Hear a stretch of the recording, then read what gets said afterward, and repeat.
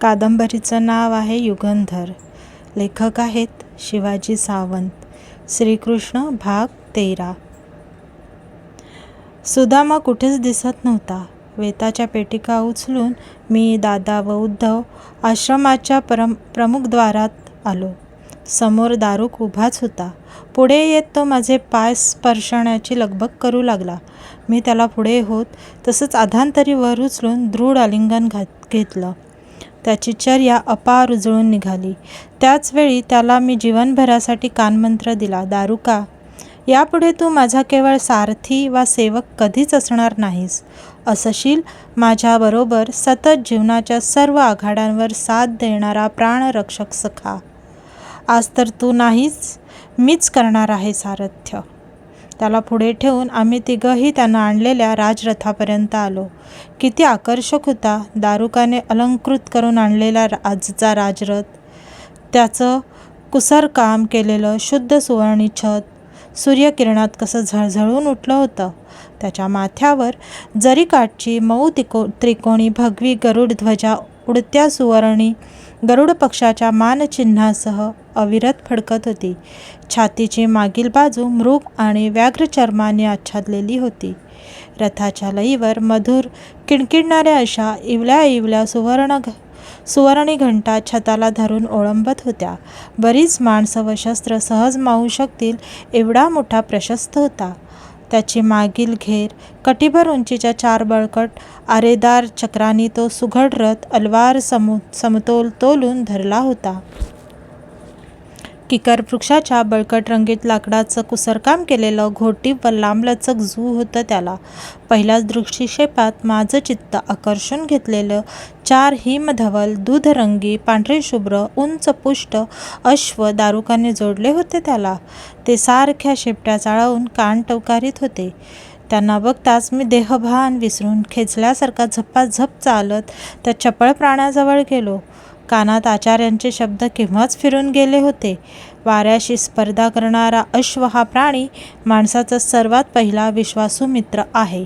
अश्व जेव्हा 3 पायांवरच उभा राहून चौथा अधांतरी लंगडा ठेवतो तेव्हा तो धावणीला निरुपयोगी झालेला असतो. आपल्या स्वामींची स्पर्शातील व शब्दातील भाषा ती अश्वाला कळते. ती कधीकधी माणसांनाही नाही कळत.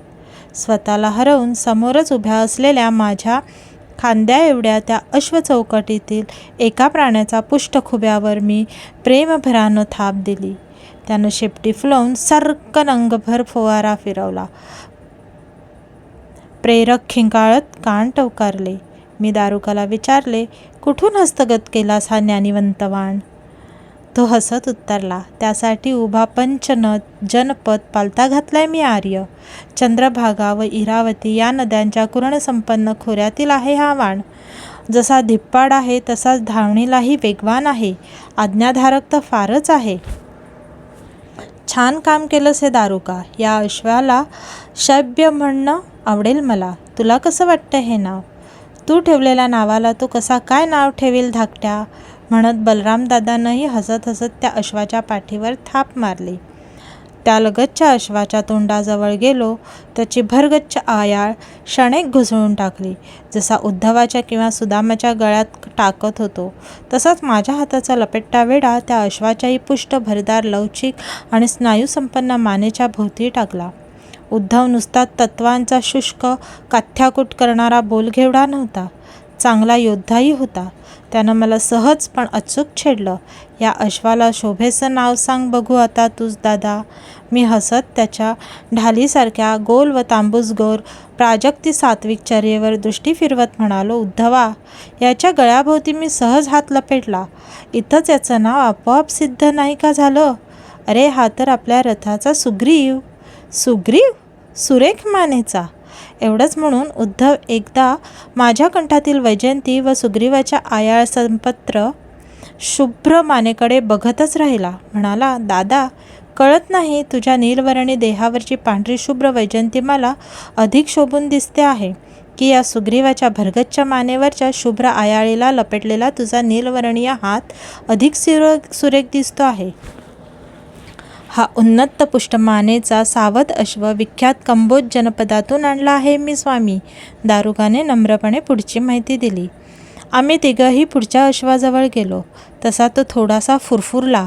अश्विनी संध्याकाळच्या पांढऱ्या शुभ्र ढगाच्या आकाराचा आणि पर्वतासारखा बळकट दिसत होता तो.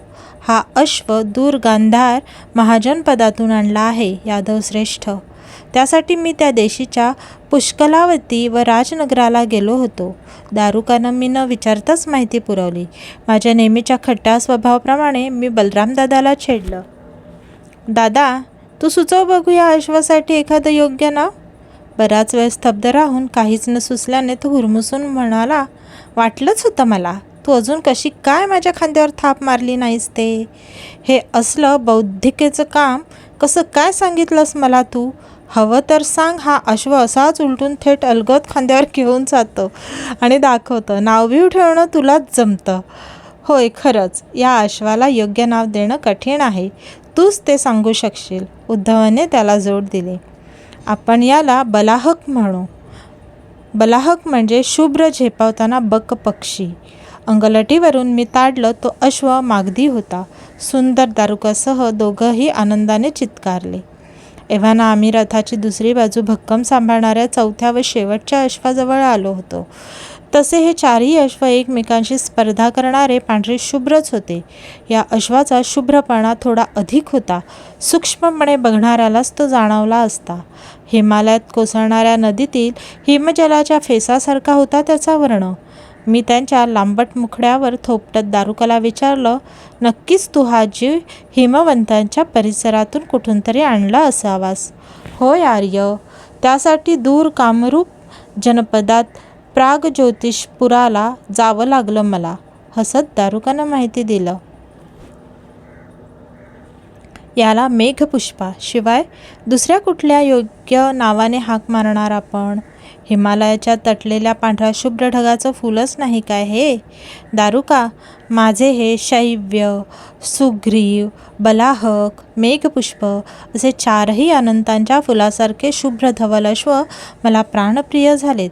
आजपासून ते आर्यवर्तांच्या चारी दिशात पादाक्रांत करण्यासाठी चौखूर उधळतील. माझ्या संकेतानं नव्हे, आचार्य सांदीपनीच्या आशीर्वादाने. आम्हा यादवांच्या विजिगीषू रक्ताचा वसा आहे पक्षीराज गरुडाचा. आम्हा यादवांच्या विजिगीषू रक्ताचा वसा आहे पक्षीराज गरुडाचा. विशाल बळकट पंख फुलवून तो गगनवेध घेतो. त्याच पक्षीराज गरुडाचं स्मरण देणारी ध्वजा आहे या रथाची. आचार्य सांदीपनींचं या क्षणी मी नम्र भावे स्मरण करतो. तुम्हा जिवलग सुहृदांच्या साक्षीनं या राजरथाचं अधिकृत नाम घोषित करतो मी, गरुडध्वज. कसल्या तरी अनामिक आवेगानं मी डोळे मिटत घेतले. त्यांच्यासमोर सुंकारात नीलाकाशात आवेगानं झेपावणारे सुवर्णी गरुड पक्षी मला दिसले. दादा, उद्धव, दारू कोणीतरी कळ दाबल्यासारखे एकाच सुरात एकाच मेळात चित्कारले. साधू, गरुडध्वज,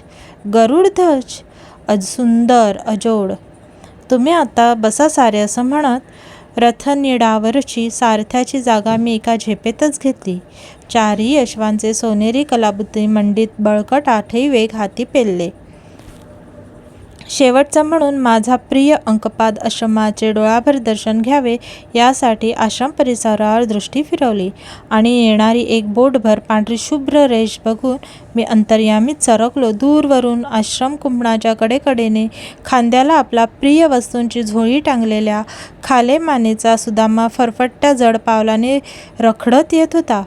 त्याला आमच्याहून खूप दूर जायचं होतं, सौराष्ट्राला.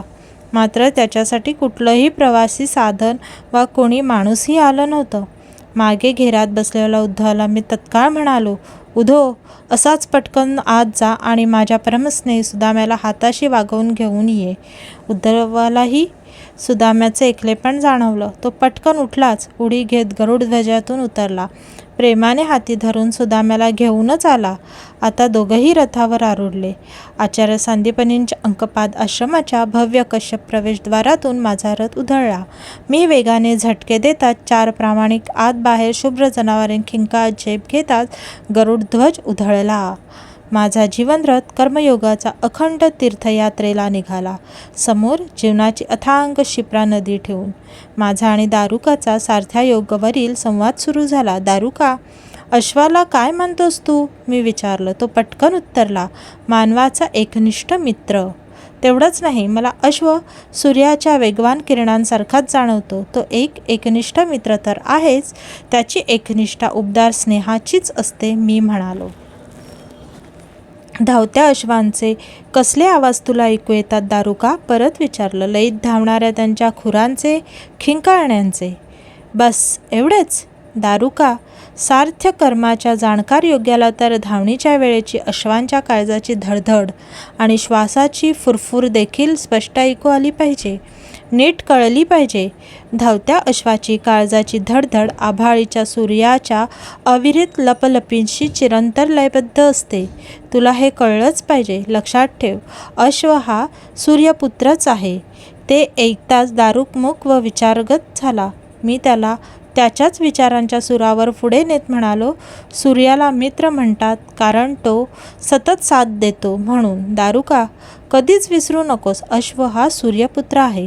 माणसाचा सर्वप्रथम व सर्वाधिक जवळचा आणि सततचा प्रामाणिक मित्र आहे तो. काय? होय स्वामी, आलं लक्षात. अश्वाची निकोप प्रकृती कशी पारखशील तू दारुका? मी त्याला सार्थ्ययोगाच्या खोलात घेऊन चाललो. अश्वाच्या चारी पायांवर समतोल उभा राहणाऱ्या डौलदार पवित्र्यावर मार्गात येणारं वळण घेताना रथ कलला तरी काठाळीच्या आधाराने शरीर तोलत घेऱ्यातील दारुक उत्तरला. तेवढ्याच परीक्षा पूर्ण होत नाही दारुका. त्यासाठी त्याच्या तोंडाजवळ कान नेत त्याच्या श्वासाच्या फुरफुरीची लयही परखावी लागते. घोडा डोळ्यातून खूप खूप बोलतो.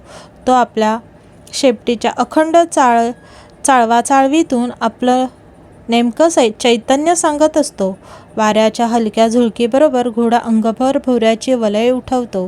त्या लाटा बघताच न दिसणारा वारा कुठून वाहतो आहे याचा मागही खऱ्या निष्णात सारथ्याला अचूक आला पाहिजे दारुका. मी घोड्याचे वेग वागवीत त्यांना शैब्या, बलाहका अशा नावाने हाकारत दारुकाची सार्थयोगाची तयारी पारसू लागलो. त्याला मी विचारलं, अश्वांच्या अंगची बुद्धिमत्ता जाणतोस का तू दारुका? होय आर्य.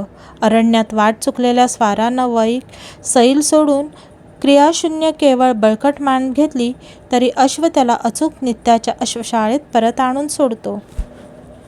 बरोबर. आपल्या खुराला लोहमेघ ठोकून घेणं धावणीच्या दृष्टीने आवश्यक आहे हे घोडा जाणतो. लोहमेकीच्या वेळी मूक लेटूनच संमती देतो. वाळवंटात डोळ्यात वाळूचे कण जाऊ नयेत म्हणून ते मिट्टे घेतले तरी स्वाराला अपेक्षित दिशेनेच घेऊन जातो तो. स्वाराच्या मांडीतील हलका दबावही त्याला नेमका कळतो. तो धावणीला गुंतला असला तरी त्या दबावावर अचूक दिशा बदलतो.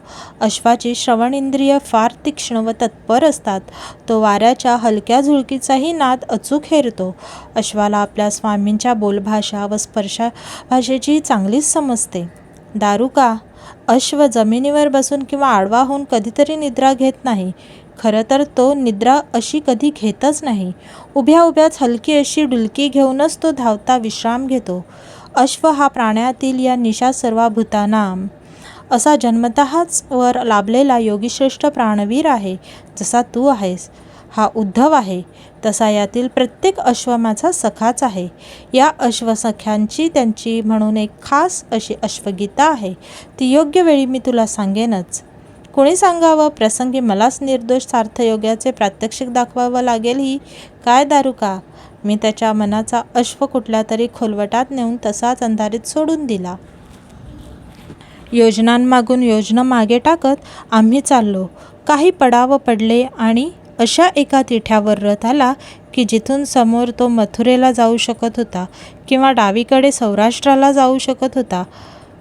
काही पळ मी रथ थांबविला. आता तर मथुरा मोजक्याच पडाव्यांच्या टप्प्यात आली. दादा मथुरेच्या रथमार्गाकडे बघत म्हणाला, सरळ मथुरेला जाणार ना आपण? नाही, आपण डावीकडे सौराष्ट्राला जाणार आहोत दादा. या सुदाम्याला किमान त्याच्या गावाजवळ सोडू, मग मथुरेला परतू. मी निर्णय दिला आणि हातचे वेग झटकून रथाला गतीही दिली. सौराष्ट्राच्या दिशेनं? मागे वळून सहेतूक हसत सुदाम्याकडे पाहिलं. त्याची चर्या अपार उजळून निघाली होती. पुन्हा काही पडाव पडले. शेवटी आमचा गरुडध्वज अशा ठिकाणी आला की तेथून पुढे तो जाऊच शकत नव्हता. सुदाम्याचं गावही आता जवळ आलं होतं. तिकडे जाणारी परिचित पांढरी व नागमोडी पायवाट बघून तो म्हणाला, मिलिंदा, मित्रवरा, थांबूया आता, मी जाईन पायी. माझ्या आयुष्यातील तो क्षण आला, स्नेहाचा निरोप घेण्याचा. हातचे वेग रथनिडावर तसेच टाकून मी एका झेपेत खाली उतरलो. सुदामाही मागून खाली उतरला. उद्धव, बलरामदादा दारू घेरातच थांबले. सुदामा अगदी माझ्यासमोर आला. खांद्यावरची उगळती झोळी सावरत म्हणाला, श्रीकृष्णा, मित्रा, या गरीब ब्रह्मपुत्राची आठवण ठेव. आपण आचार्यांच्या आश्रमात एकतर शिकलो. हा पूर्वजन्मीचा ऋणानुबंध मानतो मी. मित्रवरा, एकच ऐक. त्याचा कंठ दाटून आला. मी त्याचे दोन्ही खांदे घट्ट पकडून त्याच्या डोळ्यात खोल बघत म्हणालो, बोल मित्रवरा सुदामा, तुला मी कधीच विसरणार नाही. निसंकोच मोकळं बोल.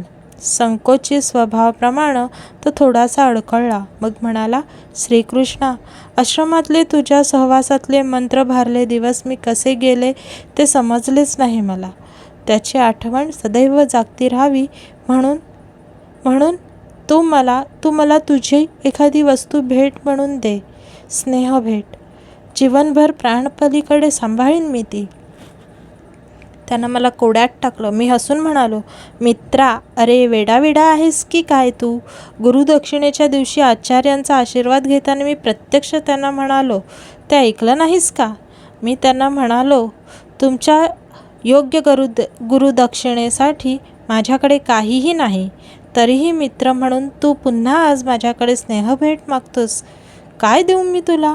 मित्रा, तुला योग्य स्नेहभेट देण्यासारखं या क्षणी खरोखरच माझ्याकडे काहीही नाही. मी मस्तकी धारण केलेला मोरपिसधारी सुवर्ण मुकुटावरून सुदाम्याची दृष्टी फिरली. तो गोंधळला. त्याची दृष्टी माझ्या कंठातील कौस्तुभमणिधारी मोत्यांच्या माळेवर गेली. दंडातील व भुजेवरील सुवर्णभूषणांवरून खाली सरकली.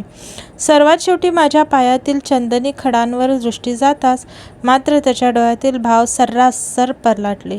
कितीतरी हर्षविभोर होऊन तळपून उठले त्याचे डोळे. काही एका पक्क्या निर्धाराने झटकन वाकून आपल्या हातची घट्ट पकड माझ्या चंदनी खडावांना लपेटली घालत तो कितीतरी आवेगाने म्हणाला, हीच दे अमोल भेट मला, तुझ्या मित्रप्रेमाची. मित्रवरा, हीच योग्य आहे. पाठोपाठ त्यानं आपलं मस्तकही थेट माझ्या खडावांना भिडवलं.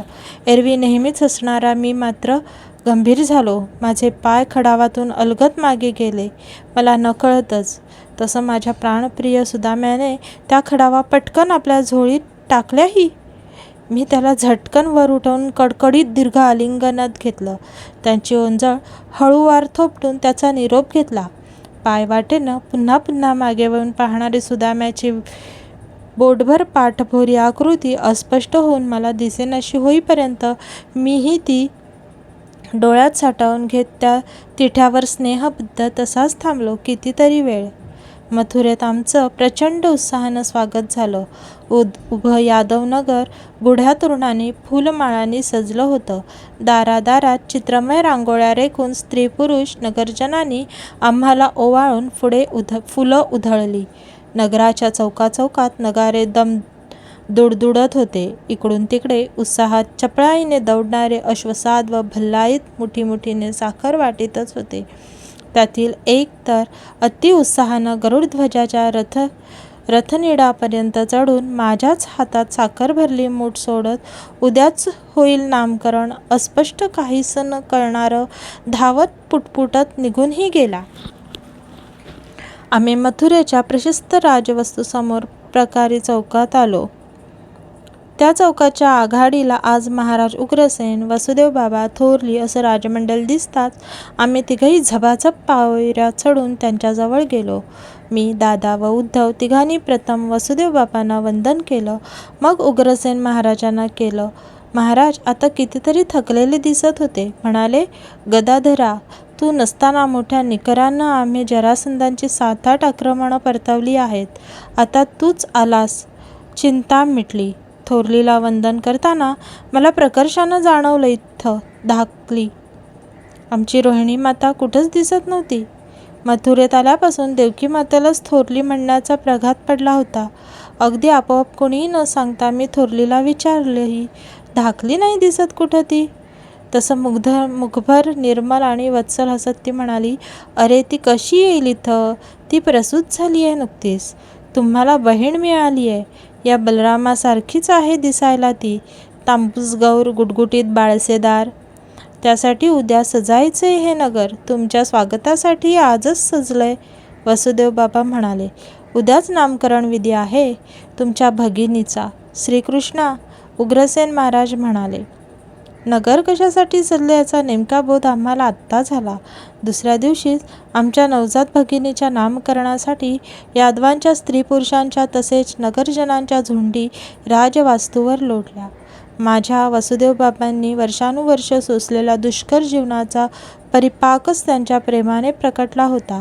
आज यदूंची ही राजवस्तू स्त्री पुरुषांच्या बालबालिकांच्या संमिश्र कलकलाटाने कितीतरी वर्षानंतर प्रथमच गजबजून उठली.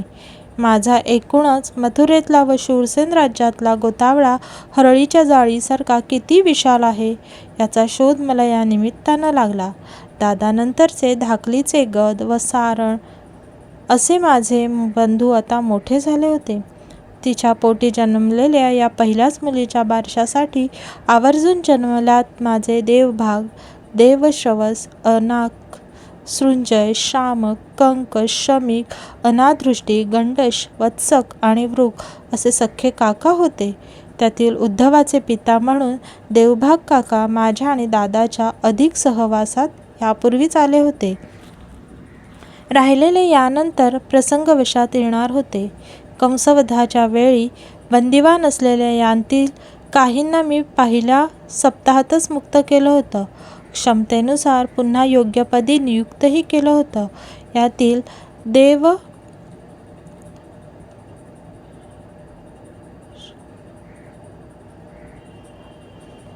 यातील देवश्रवस काकांची पत्नी होती कंसवती. कंसाची सख्खी बहीण होती ही. हे जोडपं अतिशय प्रेमळ होतं. त्यातील शत्रुघ्न, सुवीर व इषुमान असे 3 पुत्र होते. त्यातील शत्रुघ्न हा मात्र लहानपणीच अरण्यात हरवला होता. हे एक मर्माचं शल्य होतं. त्यांचं अनाक काकांना पुरुजित आणि सत्यजित असे 2 पुत्र होते. त्यांची पत्नी आमची काकू कंका ही सुद्धा कंसाचीच बहीण होती. त्यांचे धनु व वज्र नावाचे पुत्र होते. यानंतर शाम्यक या माझ्या काकांचे पुत्र होते, हिरण्याक्ष व हरिकेश. त्यांची पत्नी होती शूर्भू काकू, ही सुद्धा कंसाचीच बहीणच होती.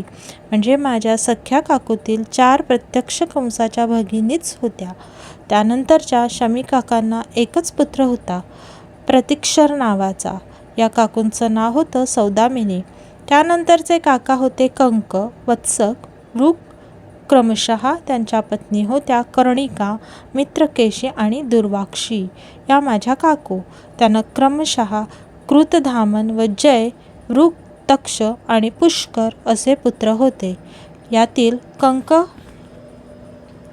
कंक काका कंसाच्या राज्यकारभारात मंत्री म्हणून सदैव लक्ष घालीत असल्यामुळे चांगलेच अनुभवी होते. अनादृष्टी काकांची पत्नी अश्मकी. त्यांना यशस्वी नावाचा एकच पुत्र होता. हे अनादृष्टी काका कितीतरी वर्ष यादवांचे पराक्रमी सेनापती म्हणून गाजले होते. गंडश हे एकमेव काका मात्र अपत्यहीन होते. मला सख्या मावशा होत्या 6, सहदेवा, शांतिदेवा, श्रीदेवा, देवरक्षिता, वृकदेवा व उपदेवा. यातील शांतिदेवा मावशीला काही अपत्य झालं नव्हतं. देवरक्षिता व उपदेवा या माझ्या मावशा माझ्या सावत्र माताही होत्या. मला अनेक मावस भाऊ व सावत्र भाऊ होते. धाकलीची ही नवजात कन्या मात्र एकच भगिनी असल्यामुळे सर्वांची अत्यंत लाडकी होणार होती. थोडक्यात मला गोकुळासारखेच अनेक काका, काकू व चुलत भावंड यांचा गोतावळा इथंही होता.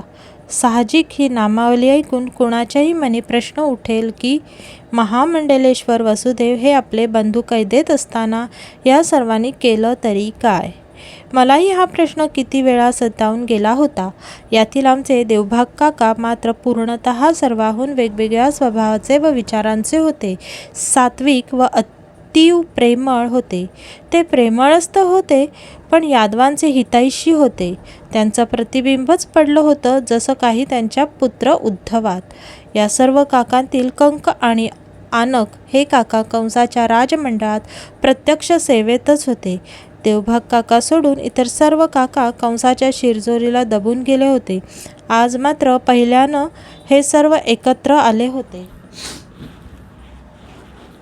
माझ्या थोरल्या आईकडून देवकी मातेकडून मला सख्खे 4 मामा होते. देववान, उपदेव, सुदेव व देवरक्षित या नावांचे. थोरलीला आणखीन बहिणी होत्या. त्यातील उपदेवा व देवरक्षिता या माझ्या वसुदेव बाबांच्या पत्नी म्हणजे माझ्या सावत्र माताच होत्या. मला आणखीनही 10 सापन्न माता होत्या. धाकलीच्या या सुलक्षणी मुलीच्या जन्मदिनी बाळंत वेडे घेऊन अत्यंत महत्त्वाचे असे 4 राजदूत देशोदेशी जाऊन मथुरेला आले होते. त्यांची ओळख करून देताना वसुदेव बाबांनी खूप बारकावे आम्हाला सांगितले, कारण हे राजदूत त्याच्या सख्या बहिणींच्या माझ्या आत्यांच्या राजधान्यातून आले होते. त्यातील एक राजदूत होता चेदी देशाहून आलेला. माझी आत्या श्रुतश्रवा व तिचे पती दमघोष यांच्याकडून आलेला. या माझ्या आत्या व आतोबांना माझा एवढाच एक पुत्र होता, शिशुपाल नावाचा. माझ्या गुप्तचराने आणलेल्या वार्तेनुसार हा पूर्णतः जरासंधाच्या कह्यात गेला होता. त्यांनीही यादववंशी असलेलं वैर डोळ्यासमोर ठेवून याला आपल्या सेना विभागाचा चक्क सेनापतीच केलं होतं. एकूणच जीवनात हा मला खूप नडणार होता. दुसरा बाळंतवेडा आला होता अवंती राज्यातून. माझी दुसरी आत्या राजधी देवी व तिचे पती जयसेन यांच्याकडून. या दाम्पत्याला आमच्याबरोबर आचार्यांच्या आश्रमात शिकलेले विंद अनुविंद नावाचे पुत्र माझे आत्तेबंधू होते. अवंतीच्या अंकपाद आश्रमजीवनात ते फारसे आमच्या सहवासात आले नव्हते. तिसरा राजदूत आला होता करुष देशाहून. माझी आत्या श्रुतदेवा व आतोबा वृद्ध शर्मन यांच्याकडून आलेला त्यांचा पुत्र होता दंतवक्र. यातील एक बाळंतवेडा मात्र कुठल्याही राजदूताकडून आलेला नव्हता. तो आला होता एका ऋषींकडून आणि तोही वनातून. म्हणूनच या ऋषींनी सांगितलेले सर्व बारकावे मी ध्यानपूर्वक ऐकले. नित्यासाठी ते मनात नोंदवून घेतले. तो आला होता कुंती देवी या माझ्या आत्तेकडून. ती बिचारी जीवनाशी महाधैर्याने लढा देत हस्तिनापूरची महाराणी असून गंधमादन वनात आपले पती पांडू राजांबरोबर म्हणजे माझ्या आतोबांसह पोहोचली होती. किदम नावांच्या ऋषींच्या एका शापामुळे हे सारं घडलं होतं. तिची जन्मापासूनची कथा सांगताना वसुदेव बाबांच्या डोळ्यात तर अश्रूच तरळले. आमच्या कुंतीला तिचे स्वतःचे 3 युधिष्ठिर, भीम, अर्जुन नावाचे पुत्र आहेत. माधुरी या सवतीने नकुल व सहदेव या नावांचे जुळे पुत्रही तिने आपलेच मानले आहेत. हे कौंतेय, माद्रेय असे 5ही पुत्र पांडू या पित्याच्या नावानं पांडव म्हणून ओळखले जातात. श्रीकृष्णा, कंसाच्या कैदेत मी आणि तुझ्या मातेने सोसलं ते काहीच नाही, एवढं कुंती या तुझ्या आत्तेने जन्मापासून सोसलं आहे. जीवनात ती तुला कधी भेटलीच तर तिची साथ आदर कर. तुला शक्य होईल तो आधार दे तिला. दूत म्हणून आलेल्या ऋषींसमोर बाबांनी तिच्या बाबाही तिच्या आठवणीने गदगदले होते. जर का तुम्हाला माझा हा व्हिडिओ आवडला असेल तर लाईक, शेअर आणि सबस्क्राईब करा. तसेच बेल बटन प्रेस करायला विसरू नका, जेणेकरून तुम्हाला पुढील व्हिडिओचे नोटिफिकेशन मिळेल. थँक्यू. धन्यवाद.